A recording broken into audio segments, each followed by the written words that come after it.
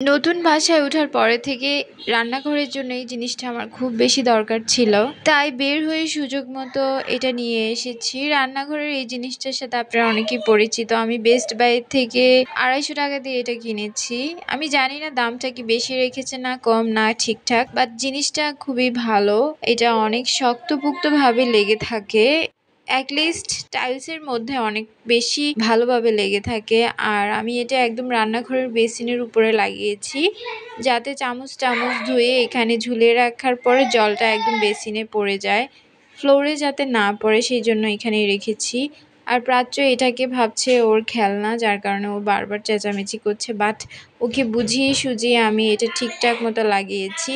এগুলোতে খুব বেশি ভারী জিনিস রাখা যায় না, আমি হালকা পাতলা কয়েকটা জিনিস রেখেছি। এগুলোতে খুব বেশি ভারী জিনিস রাখা যায় না, তাহলে একদম পুরা পড়ে যায়। আমি অনেকবার ট্রাই করেছি সিঙ্গেলগুলো এনে বাটি কিনি, যার কারণে এখন বড় একটা নিয়ে এসেছি। আশা করি অনেকদিন লাস্টিং করবে। এই সুন্দর ডগাগুলো আমি অর্ধেক কেটে রেখেছি রাতে, আর বাকি অর্ধেক এখন কাটবো। আজকে দুপুরে লাউয়ের ডগা দিয়ে মাছের আলু দিয়ে তরকারি রান্না করব। আর এখানে বুটের ডাল আমি রাইস কুকারে বসিয়ে দিয়েছি, যেহেতু অনেকক্ষণ সিদ্ধ নেয়। আর এখানে আমি ডগাগুলো কাটতে বসে গিয়েছি। আমার ডগা কাটতে ভালো লাগে, বাট দুপুরে রান্নার টাইমে কাটলে অনেকটা টাইম নিয়ে যায়, যার কারণে খুব একটা ঝামেলা হয়ে যায়, রান্নারও অনেকটা লেট হয়ে যায়। অর্ধেক কেটে রাখাতে আমার অনেক সুবিধা হয়েছে।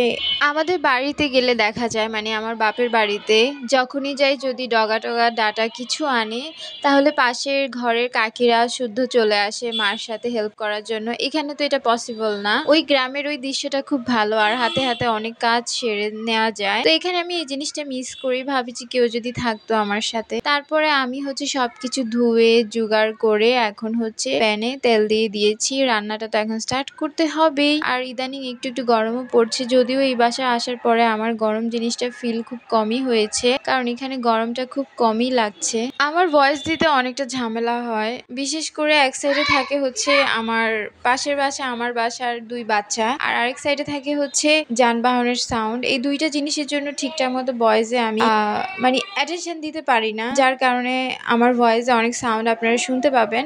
আসলে কন্টিনিউয়াসলি যেহেতু রাস্তা দিয়ে গাড়ি চলে, আর আমার বাসায় যেহেতু প্রাচ্য আর প্রাচ্যর বন্ধু এই দুইজন থাকে, অনেক চেঁচামেচি করে। আমি কোথাও গেলে ওরা আমাকে একা যেতে দেয় না, বারান্দায় যাই, ওয়াশরুমে অনেক সময় যে ভয়েস ওভার দিতে ট্রাই করি, বাট ওরা ধাক্কা দেওয়া স্টার্ট করে দেয়, বিশেষ করে প্রাচ্য, যার কারণে আমি আসলে একদম সাউন্ড ফ্রি ভাবে দিতে পারি না। এবার চলেন মেন রেসিপিতে আসি।